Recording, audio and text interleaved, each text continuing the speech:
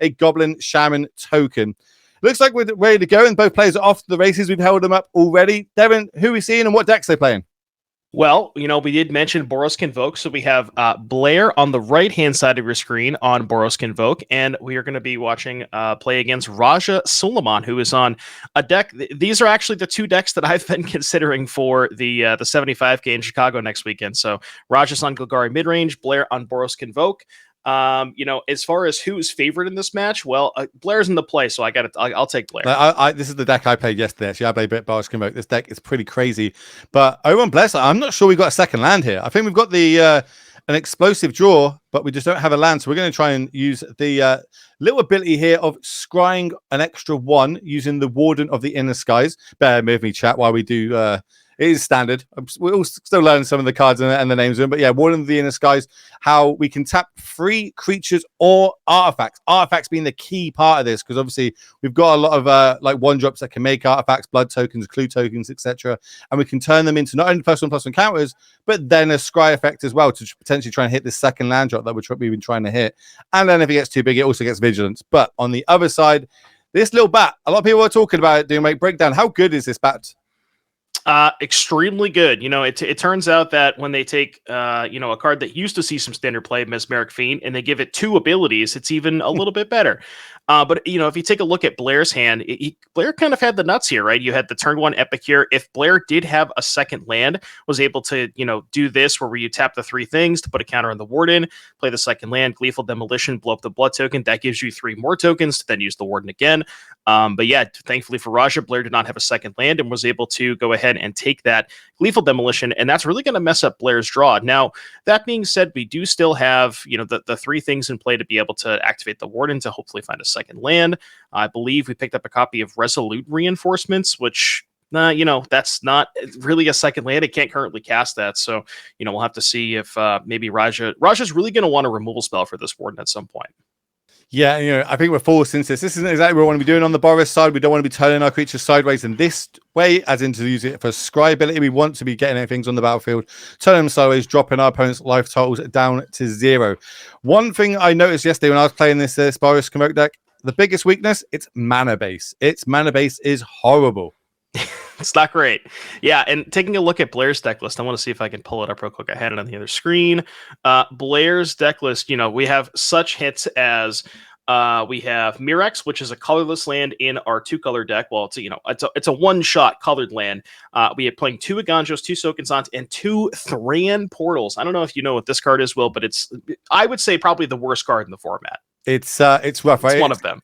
If you've got to have 3 or less lands, you pay a life every time for a color. It has when you enter the battlefield, you choose a color type and it taps for that. Yeah, it's not the best mana, but you got to do what you got to do when you want to play these aggressive strategies. Have your first 3 lands basically to come into play untapped, or just in Blair's case here, actually having land, and there's a second land off the top after we see double bat on the other side here for Raja.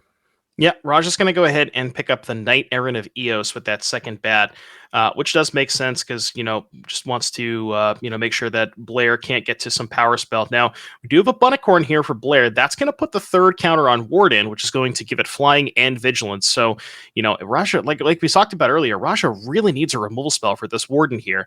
One thing worth noting that's come up before for me with the blood tokens and the clue tokens. So blood tokens have to tap to sacrifice, but clue tokens don't. Mm-hmm. So, in the event where a blood token is tapped for a Warden, you then can't sacrifice the blood. But if it's a clue, you can. So just something to keep in mind as we watch these games. So I also like this sequence here. It seems really minor what happened there, but we started off with the Bunnicorn because we know we've got our reinforcements in hand, which will put 2 extra permanents on the battlefield, which will grow the Bunnicorn next turn to by 2 instead of doing it the other way around and missing out a point of damage on this turn. So really putting Raja to the test. Do we have that removal spell? Because some lists are playing Bunnicorn, some aren't. What's your opinion on that? I don't know. I'm kind of back and forth on it. I've tried it with, I've tried it without. I think generally speaking, I'm not the biggest fan of it because in the draws where you don't have Epicure or the Inspector on one, if your 1-drop is Warden, then your Bunnicorn is only a 2/2 on turn 2, which exposes it to cut down. Now, granted, if you do have the Epicure or the Inspector and can get that Bunnicorn out of cut down range, it's pretty powerful. But, I feel like it adds a little bit more variance to the deck because, you're turning on their cut downs, which are otherwise not great. It has a target of Warden. But yeah, I'm not the biggest fan of that card. Basically exactly what I was saying yesterday after playing this deck. I was like, Bunnycorn seems great, but I don't have an Ember Cleave effect to give it trample and get it across the line. So it's just a chump block range. And plus, with the 1-for-1 removal, I'm making that better for my opponent instead of doing a reinforcements like we did now, putting 2 opponents on the battlefield and doing this go wide strategy. So, but Roger kind of holding the fort at the minute. Life total still high. A couple creatures on the battlefield. I don't know. We can't be attacking. Flying, we've got on the other side a huge, 4, 5, 6 flying vigilance now, which we get to scry every turn with, and it looks like we like that one from Blair.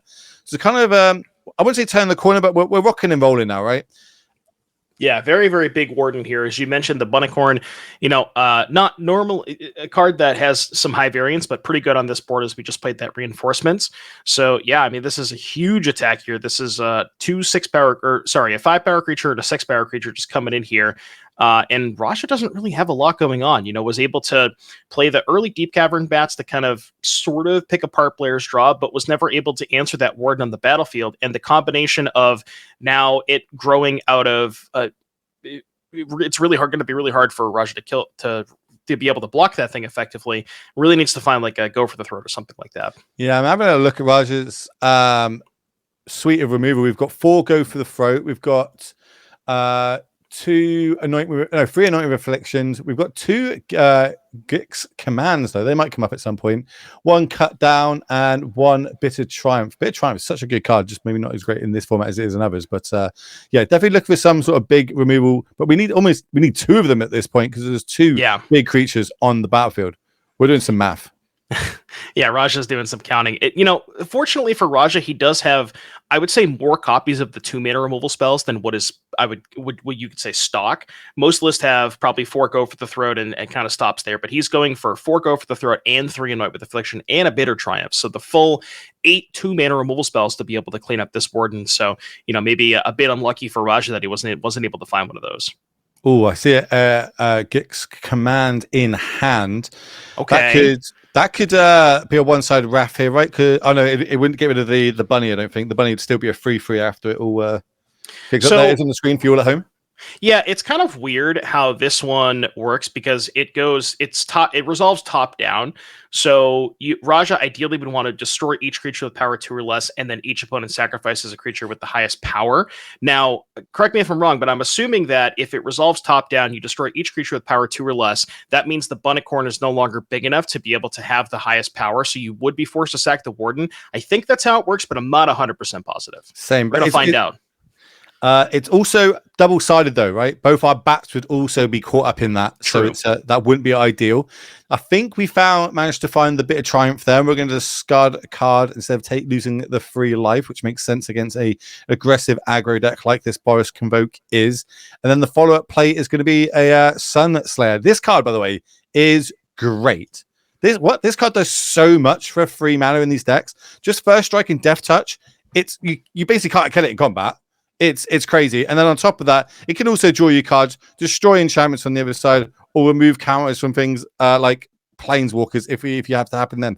Really, really do like this card. Love the design of it. And it's going to really be a huge brick wall here for Blair to try and get through. Yeah, it just absolutely dominates combat. Like you mentioned, you can't ever attack into that thing.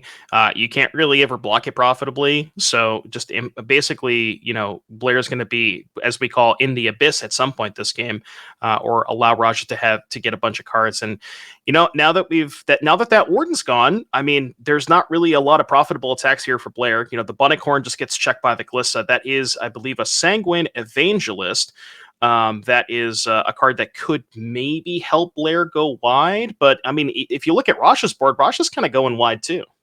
Yeah, we're kind of seeing that. I was about to say, so, between the I can't never pronounce this, Sangre, or I see other lists playing the War Leaders call. No copies in Blair's list here, but what do you think the split is here? Why are we going for this free drop over the War Leaders call? I've tried a lot of different configurations. I've played a ton of this Boros deck over the past couple of weeks, ever since it kind of burst onto the scene. and I'm still not really sure which one is better. For this weekend, I would probably lean towards Sanguine Evangelist and less copies of World Leader's Call. The issue with World Leader's Call is it's not a creature by itself, which means that unlike Sanguine Evangelist, you can't hit it off of Knight Errant Evios. And I think that's maybe the biggest downside to World Leader's Call is it just decreases the number of hits that you have for Knight Errant. So for that reason and that reason alone, I think I would probably favor Evangelist. Well, let's see how this Gix is going to resolve. So which 2 modes are we choosing? I imagine everything with power 2 or less is getting destroyed, but it's going to be the other mode. Are we sacking the biggest creature, or are we going to put some +1/+1 counters on one of our creatures and give it lifelink? Looks like we... Looks like he went for sack big creature and then counters on bat, which I kind of don't mind because like you now have a bat that is able to attack into that. You know, the 1/1 bat cannot block Raja's bat. A lot of bats going on here. So it kind of gives you a slightly better attacker, and you know, you're gaining enough life to where, well, I don't know though, because that Sanguine Evangelist is kind of threatening too. Interesting play by Raja. Yeah, and remember, life total at 6, so real low. Got to be worried about this crackback. Does help having 2 life linking bats. Was there a shout here for maybe potentially we put the life link this turn on one of our other creatures, one of our bigger creatures, to try and get a big swing, because seeing these bats already have life link? Yeah, you could maybe just go make you sacrifice the Bunnicorn, put counters on the Glissa, hit for 5, leave back the bats. But I mean, the thing is, you don't want to block with your bats anyways, because if you block with bats, then you're giving you're giving Blair back the Gleeful Demolition and the Knight Errant. So kind of a tricky spot here for Raja. I guess the other option was you could have destroyed all creatures power 2 or less and put counters on, say, the bat that has the Knight Errant on it. So then you only lose your bat, and Blair loses everything but the Bunnicorn. Yeah, that could have been interesting too. Yep, we'll see how it pans out. Life total's going back. That was just a land off the top, but it's you know, is it Crucible of Defiance? Sorry, yeah, the one that can make 2/1s. But we're just going to cash in this blood token, cycle it out of our hand, and we find another land for our trouble. So not exactly what Blair is needing here to get across the line in the face of not only these brick wall creatures, but the big flying lifelink at the top of your screen. Yeah, so as the board currently sits, you know, you Blair could have maybe attacked with everything. There was, I guess, 2 good blockers for Raja, because again, Raja doesn't want to block with the Knight Errant Bat. So you would block, say, the Sanguine Evangelist and a token. You would take 6, go to 3, so that wouldn't have been a lethal attack for Blair. And you know, now that Raja has that 3/3 bat, just kind of able to chunk in there, gain a bunch of life, and still have good blocks, it's going to be difficult for Blair to kind of push through these last couple points of damage. I'm kind of looking at the deck, like what is there to draw? There's no reach in these decks. A recruiter might be all right to give an additional +1/+0 and another body of haste. Again, Night Ranger of Eos, that'd be pretty good, because then we can kind of put more permanents on the battlefield if we can hit with it. But other than that, it's the clock's running out. Honestly, I think the card that Blair is looking to draw the most is the Case of the Gateway Express, because that would kind of unlock a lot of things. You would be able to go Case of the Gateway, kill the Deep-Cavern Bat that has the Knight Errant on it, play Knight Errant, maybe get a little bit of card advantage and just go from there. But yeah, without something like Case, it's going to be pretty tough for Blair to come back. We've seen Archfiend of the Dross hit the battlefield. That's going to be a massive clock here, and then good sequencing for Raja, follow up with a removal spell, and that is going to do it. Raja advancing or taking game number 1 here over Blair. Not exactly how you line up, but you're on the boss Convoke side. But we kept a bit of a risky one, right? We kept a 1-lander. If we hit that second land on that turn 2, boom, game's almost over there and then. Like, we would have hit so many permanents on the battlefield and got so much damage across the line. And sometimes you got to take those risks when you play these high risk, high reward type decks. Here we've got on your screen for you all here. This is Blair's deck. This is the Boros Convoke 75 they brought. Looking at the sideboard, is there anything that you want to be bringing in here, Doom? So for the Golgari matchup, I kind of like the removal spells for the chonky creatures. So some combination of Destroy Evil and Get Lost.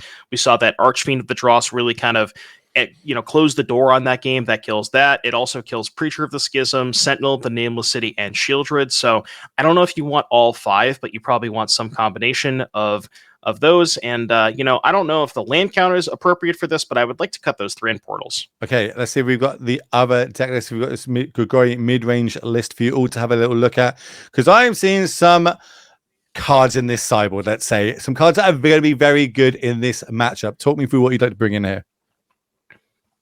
All right, so what we are looking at here, I'm trying to find sweepers. Okay, we have one Path of Peril and a card that I don't think I've ever seen anybody have in their sideboard before, in Choking Miasma.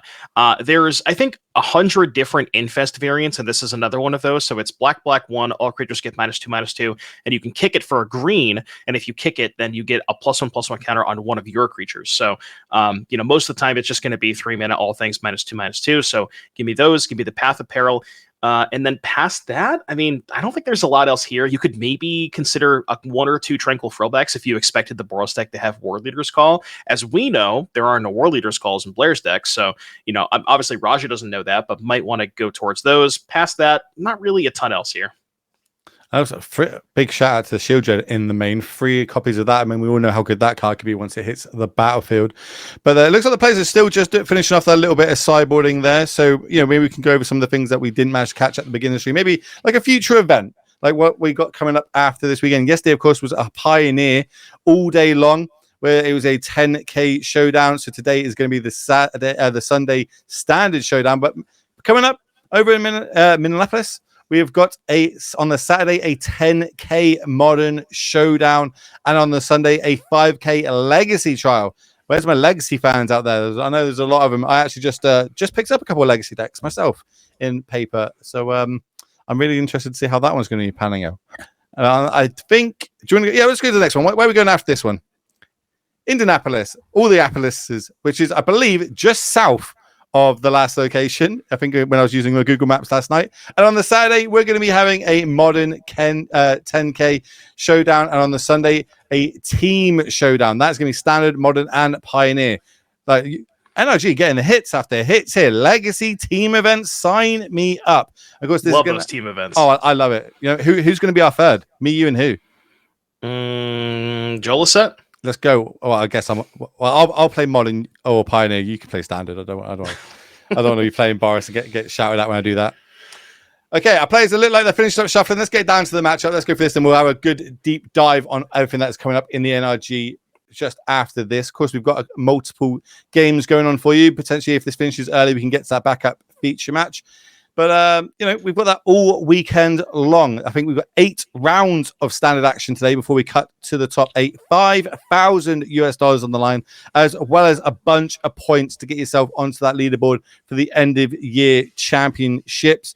Winner today, they get an automatic invite as well as a custom token, which for me, that is the big prize. You can keep the money. I just want my own token, man. I want my likeness on a token. What would you get, Doom?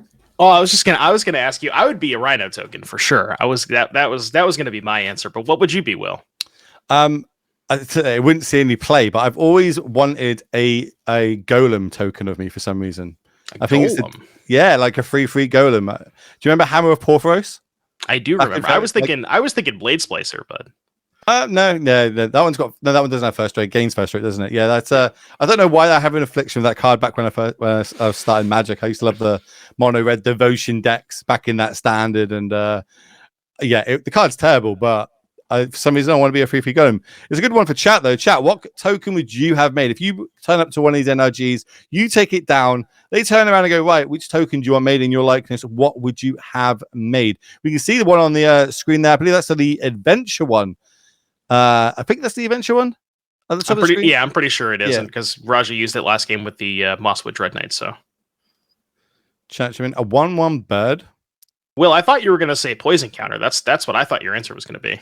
No, I can't ever use another counter that's not the man, the myth, the legend, Tom Ross's. Can I? You know what I mean? Yeah, that's true. I've got his token that he altered terribly, I might add. But that's the one I use whenever I can. But that's also when am I playing Infect these days? Let's be honest. Come on. True. Let's be honest. When's the last time you played Infect? Yeah. Well, I tried the new the Leyline Guildgate one. Have you seen that? Oh yeah. Yeah. With like Might of the Nephilim and Civic Saber and all that stuff. Don't play it. Don't play it. It's not good. It's probably good for content. Though. Oh yeah, it'd be great for content. It's as long as you can cut and clip a lot of all those leagues where you win one game or something like that, because it falls to a lot of removal. But we're taking a mulligan over here on Blair's side, which does, in my experience yesterday playing this deck, happen quite a bit. It's more mainly the mana than the actual cards. All the cards kind of can do the same sort of thing, as in I'm going to squirt them on the battlefield, turn them sideways, but I can't do that unless my mana is good, and this deck's mana is not good at the end of the day. Yeah, Blair's going to 5. I've actually found that you have to mulligan very, very aggressively with the Boros deck because you have a lot of cards that trying to think of the best way to put this. Don't do anything. Like you have, Thraben Inspectors, Voldaren Epicures, Gleeful Demolitions, Reinforcements that generate tokens. But if you don't have a way to utilize those tokens, your hand just doesn't really go anywhere. So if you need to have a hand that has a payoff, whether that's Imodan's Recruiter, Night Errant of Eos, Case, something like that. But if you have a hand that's just a bunch of token makers and no payoff, then your hand, you know what I mean? You kind of have to mulligan aggressively for those payoffs. Do you think Raja brought the Golgari Midrange deck thinking that there's going to be a lot of this Boros in the field, and this is a good matchup for them, or do you think this is actually a bad matchup, and he just kind of managed to squeak out because of the mana issues in game 1? Of the mid-range decks, I do think that Golgari probably has the best chance compared to Dimir, Esper, and Rakdos. Those are kind of the popular black mid-range decks. And the reason I think that is because it has better blockers, right? You have Sharp-Eyed Rookie, which is a vigilant attacker. Is Raja playing Sentinel? Let me take a look at Raja's list. Raja is choosing to not play Sentinel, but still has, a bunch of good blockers. Glissa, Preacher, all of these creatures block really, really effectively. And you couple that with cheap removal for the Wardens, and then you even have main deck Gix's Command, which can clean up the tokens. I do think it is a reasonably okay matchup for the Golgari deck. It looks like Blair's having a look. I see a bunch of lands and spells, and we're going to need them to get across the finish line here. And this deck is very capable of winning on 5 cards, right? It can go super wide very quickly, pump everything out. If we have a curve of a 1, 2, 3, that might just be enough to get us over the line and take us to a game number 3. But we are off to the races. Blood token coming in, 1 point of damage, going straight to Raj's face.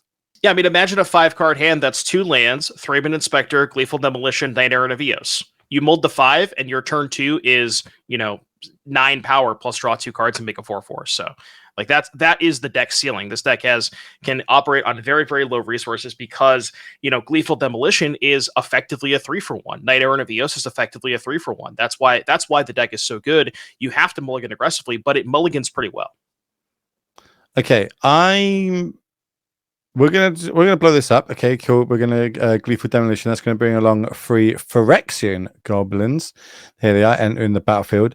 Now, this second land drop, this is gonna be interesting. I think we had the option of a plains. Is that a Battlefield Forge with a random art that I've never seen? Yes. Must be coming to play tapped. I believe that is a Battlefield Forge. I don't know what set that's from.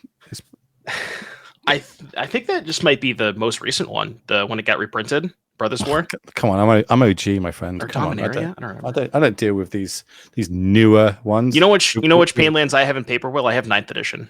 So you're such a gangster. You really just have to flex on me every single time you get, can't you? Can't just let me have one little thing. But we're gonna have a big swing here. 4 points damage coming across. Roger's just gonna be like, yep, Kesson taking that one. That's all going dropping down to 14 points of life. And this is the situation where that 1-for-1 removal we spoke about is not great. But if we do have one of these sweepers out of our sideboard in hand, we can just clear this whole battlefield up next turn with maybe like a Path to Power or something.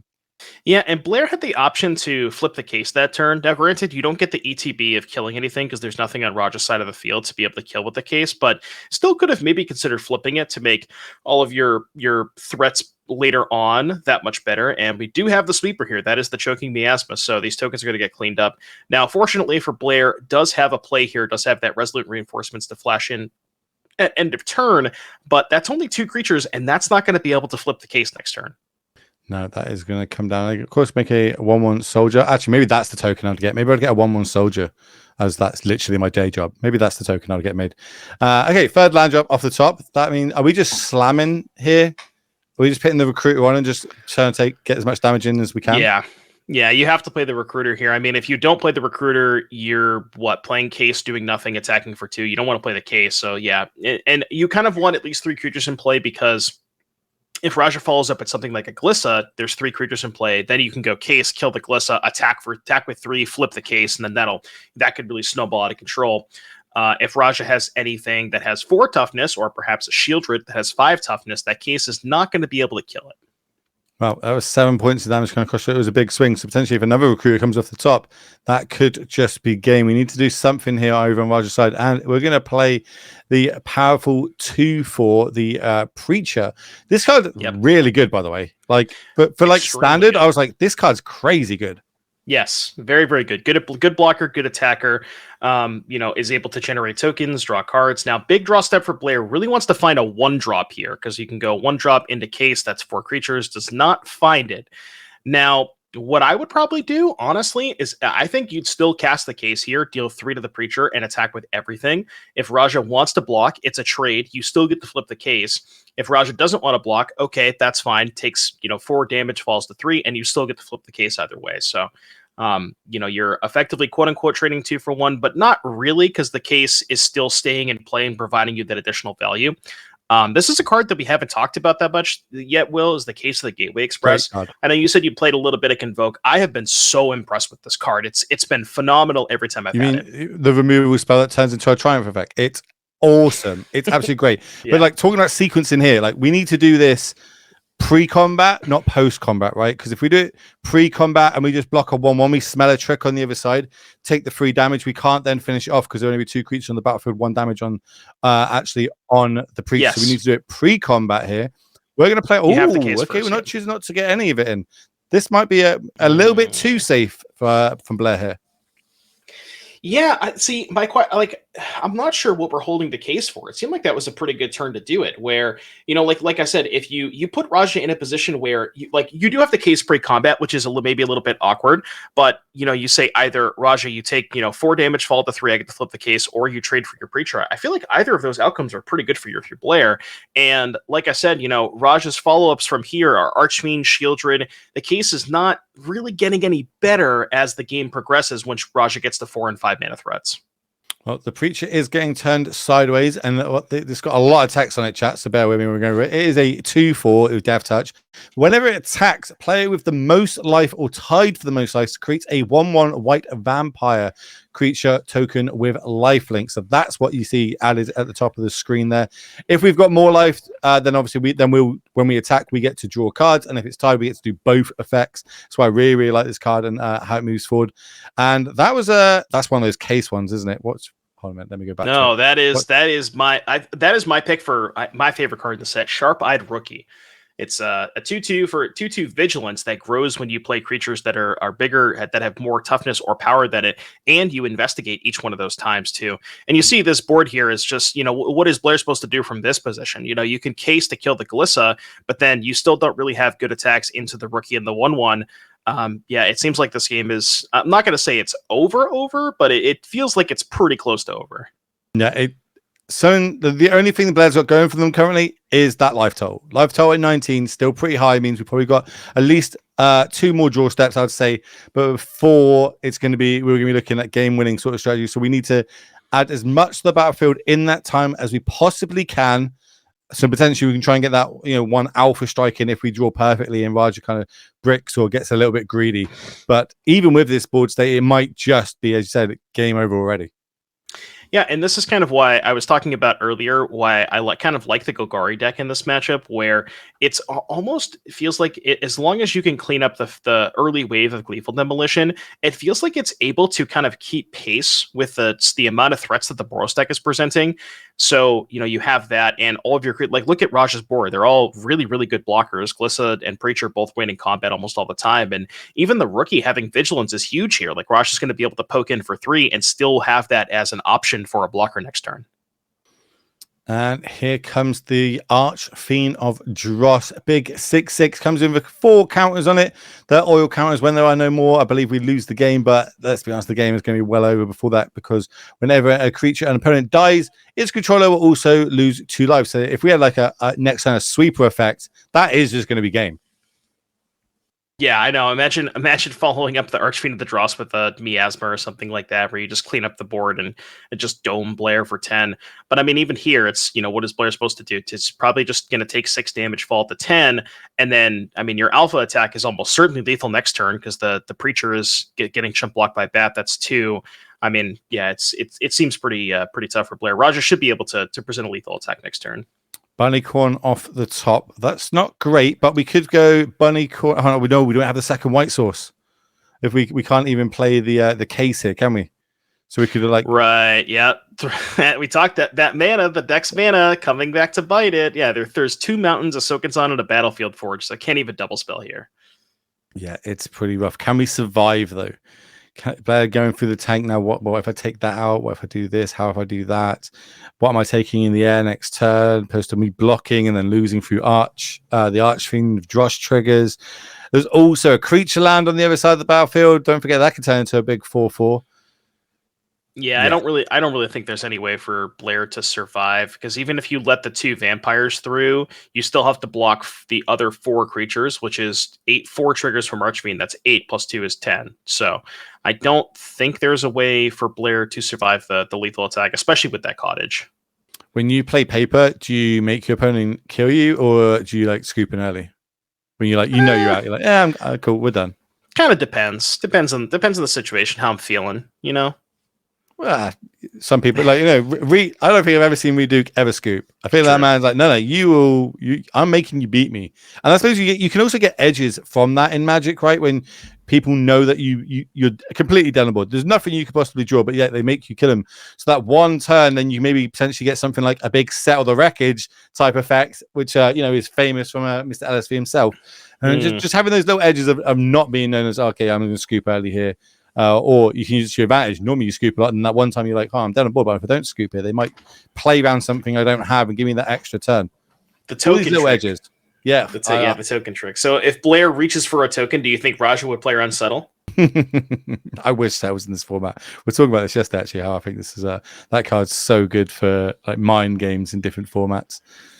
We're going to just start off a turn by drawing a card. We can kind of smell the writing on the wall. We feel like we've got it, but we've got to go through the right game plan here. Don't want to mess it up now, especially when we're on the verge of winning game number 2 and match number 1. Remember, this is going to be 8 rounds of standard today for anybody tuning in, as well as a cut to top 8 after that. So lots of Magic to come from you, and this is the format you need to be playing for the RC.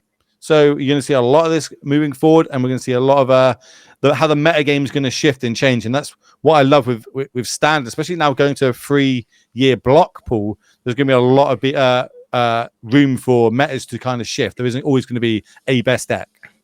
Yeah. You mentioned standard the RC season. I've played 3 RCQs. I've played 2 with Golgari and 1 with Boros. So I'm familiar with both of these decks, kind of like the back of my hand. We see an attack here for Raja coming in with not everything, it appears, but a couple things, and we'll see what Blair wants to go ahead and do here. Well, this is lethal, right? Like the 6/6 is going to connect no matter what, and then you've got to block the 2 other creatures away. No, she's got one more creature if he attacked with, right? Blair has the bat token, so Blair can chump block the Archfiend with the bat token, and then chump the other 2, take 6, go to 3. Oh, is that at the bottom of the screen, the one with the glare? Yeah. Okay. So I thought it was it's the one from the Sanguine, the Evangelist. So that can chump block the Archfiend, but is he able to survive? But even if we survive, it's like, where do we go from here? Remember, when a creature does die, the trigger will happen of losing 2 points of life. I think, like just checking, looking for anything. Is anything I've missed here? I'm looking for some hope. That's what I'm looking for. I'm gonna have to double block like this. Take 2.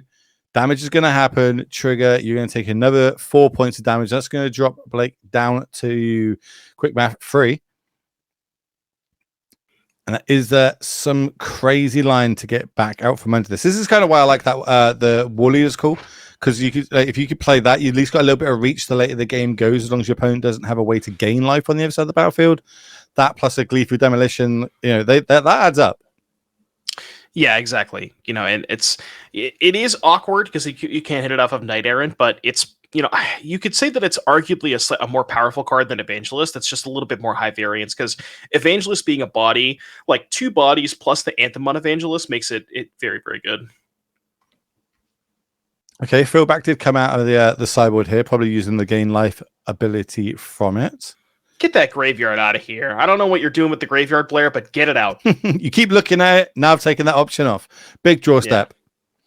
Just another land. That's the handshake. That is going to be game 2. Raj on the left of your screen here. 2-0 to Golgari Midrange, taking down probably the deck that's got the biggest target on its back this weekend, Boros Convoke. And you said you've played both of them. Do you think that's how that match is meant to go, or did we get a little? Did our mana kind of mess us up a little bit over on the Boros side? Tough to say. I mean, I think the Boros deck is pretty heavily advantaged in game one situations before we get to the sideboard with sweepers. Like you saw Blair's hand game one. If we were able to find that second land, I think Raja would have been close to 0%. But yeah, it was just had a little bit of stumbling, was not able to find the land. Raja picked apart the key cards with Bat.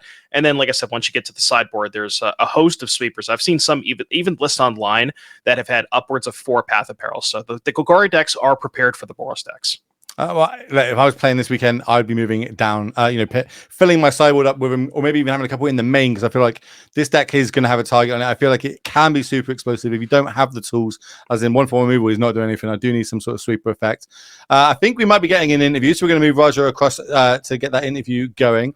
But while we kind of get that sorted out in the technical, in the background for everybody, let's have a little rundown of what you're going to be seeing today. Of course, yesterday, that was Pioneer all day. If you missed that, you need to go back on the VOD, check it out. I think there was a crazy amount of Phoenix in the top 8. I think there's 5 Phoenix decks in the top 8. Yep. Plus, you get a Mengu 9th place. Spoilers for everybody that does want to watch that whole tournament. But remember, the Pro Tour is literally happening in Chicago next weekend. So a lot of players from around the world have flown out early, getting their testing in, turned up to the NRG yesterday, battle it out, get their last couple of reps in, maybe try some different cards out again in a big field like they had yesterday. But at the end of the day, Phoenix did take it down. Today, we've got 8 rounds of standard action before we cut to a top 8. Me and Devon, we're the morning crew. And then we're going to be passing off to a couple more casters this afternoon because, I'm in Europe. Let's be honest. It's going to get pretty late for me. So I need to get my beauty sleep. This mustache needs to get put to bed occasionally. It can't just grow itself. It's what it is. Still waiting on Raja. It's all good. Chat's loving the mustache. Like I said, thank you for the mustache comments, chat. I stand in root boost to grow it. That's what I do. What else? What's on the line? Let's see if we maybe. Oh no, I can now see Raja just jumping. He's just been the headset. There we go. There it is. Let's see if we can get down to him. Raja, hello, congratulations. You're speaking to Will and Devon. So first off, NRG. We got 8 rounds of action today. You bought this powerful Golgari mid-range deck. Why did you bring that this weekend?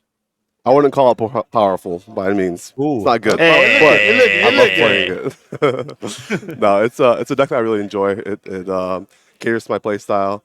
A lot of cool cards I like. I like grindy decks. I like black mid-range decks. So it's fun. I like the sideboard cards. I think Tranquil Fill deck is really good. Covers a lot of bases against a lot of decks. So it's just a cool deck that I enjoy. Nice. Yeah, no, I've been playing a ton of this on stream over the past couple of weeks because I think I'm probably going to play this in the 75K in Chicago next weekend. Curious the number of sharp-eyed rookies. I had 4. I've been playing 4 for a while. You have 2. Did you start with 4? Did you kind of go down to 2? What was the thought behind that? My progression was from 2 to 3 back down to 2. And the reason for that was because I was finding that sometimes I would board out some bigger creatures that like 4 drops. And it would make the card a lot worse because you'd have less cards that trigger it. So that was the main reason why I went back down to 2. I think the other 2 drops are better, Dreadknight and Bat. So there are diminishing returns on that slot, and we all know that the 3 drops in this format are very good. So you want to make sure that those are there too. So that's why I'm at 2. I can definitely see 3 or 4. It just depends on how you build the deck. Because if you just build your deck with a bunch of spells and planeswalkers, it's just not going to do what you want it to do. So yeah, I think it's defensible to play more. Well, I feel like you just took down probably the most powerful deck in the format, quote unquote. It's super powerful. It is the talk of the town at the minute. It's been picking up a lot of good results online. Did you have that in mind coming this weekend, thinking that this is a good matchup for you? And if not, what are your good matchups? What do you want to be playing against all weekend? So Golgari has no good matchups, but I did have it in mind for this weekend. And the reason for me like trimming down a little, down to 1 in the main deck, playing cards like Choking Miasma and Dreams of Oil and Steel, was to account for that deck because it's very hard to interact with that deck otherwise. And I like Dreams of Steel and Oil a lot because it can get the Convoke creatures or the haste creature or any of those cards before they come down and make an impact. So I definitely had that deck in mind. I made a lot of changes to my deck to account for it. But yeah, I kind of got lucky against my opponent. He multiplied both games. It's brutal. It happens. But that deck also has a lot of moving pieces that need to kind of line up right. So I can see the deck having to mulligan more often than others. Yeah, absolutely. You mentioned the 3 drops, right? So yeah, you're playing Glissa, Preacher, Gix, the 3/3/2 split. I know a lot of people are kind of in on Sentinel of the Nameless City. I can't remember if you had that in the NRG Champs deck list. I want to say you did, but you're playing no copies of that today. Is that do you think the Glissa, Preacher, Gix are all better than it, or what do you think about that?